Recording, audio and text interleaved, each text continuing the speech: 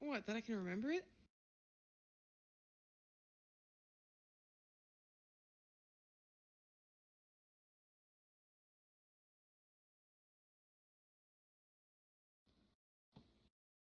Mm,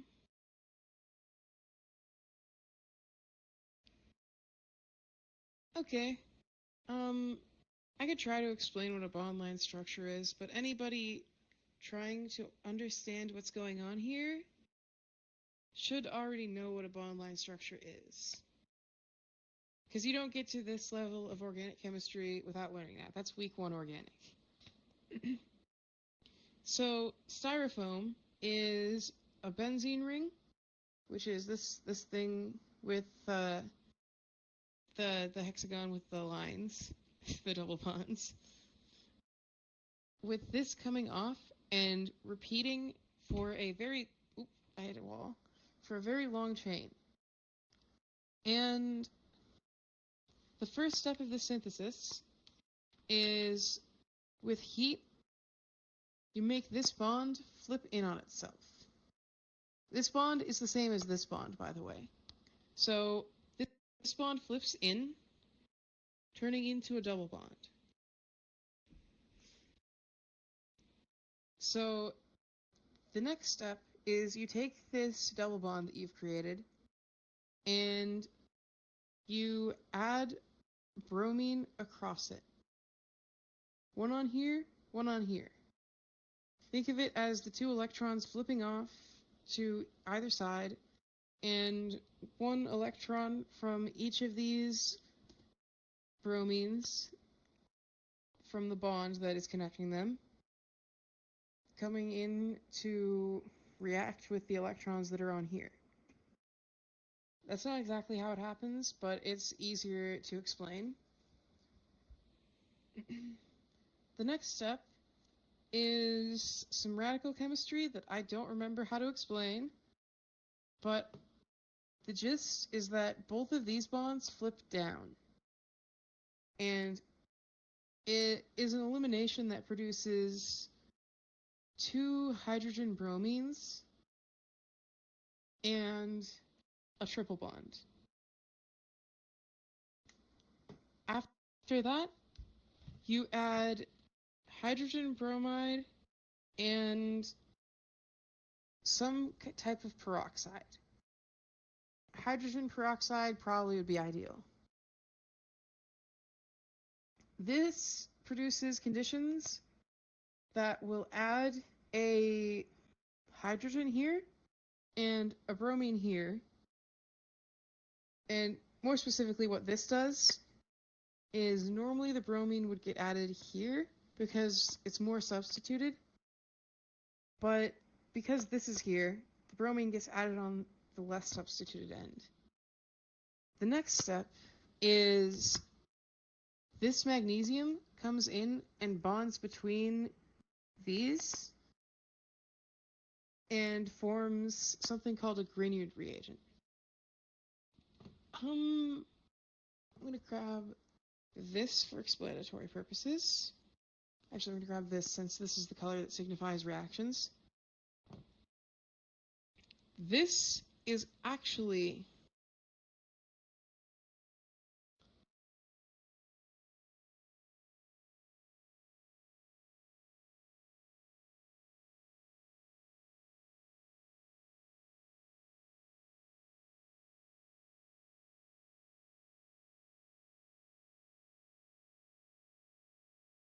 the same as saying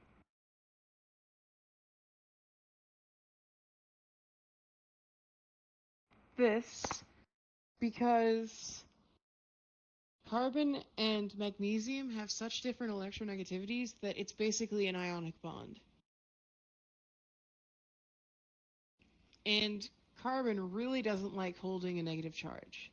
So what it'll do is, in the presence of a carbon-oxygen double bond, it will attack the carbon. This bond will go up here and become a lone pair, and that puts a negative charge on oxygen. That oxygen will steal a a proton, a hydrogen, off of something acidic, which will turn this into this. And the final step, I don't remember how pyridinium chlorochromate works exactly, but I can infer that what happens here is this hydrogen gets removed, this hydrogen gets removed. It probably comes off as hydrogen gas, and it becomes a double bond. PCC does this because it's something called a weak oxidant. If it was a strong oxidant, it would add an OH here, but it does not. That's why it has to specifically be PCC or any other weak oxidant. That's the whole synthesis. Styrofoam to cinnamon.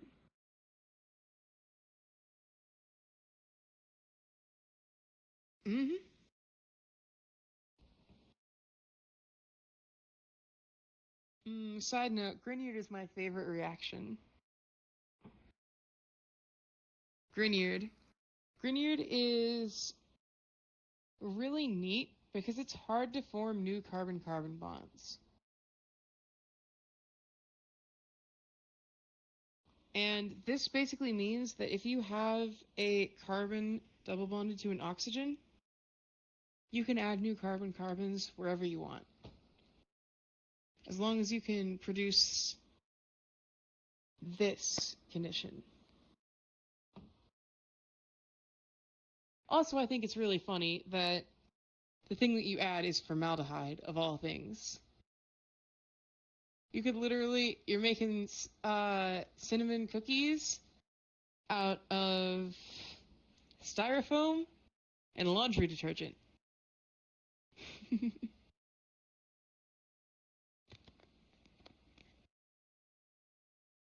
Tasty. What's the issue? Are you scared? It's only gonna kill you if you mess it up a little bit.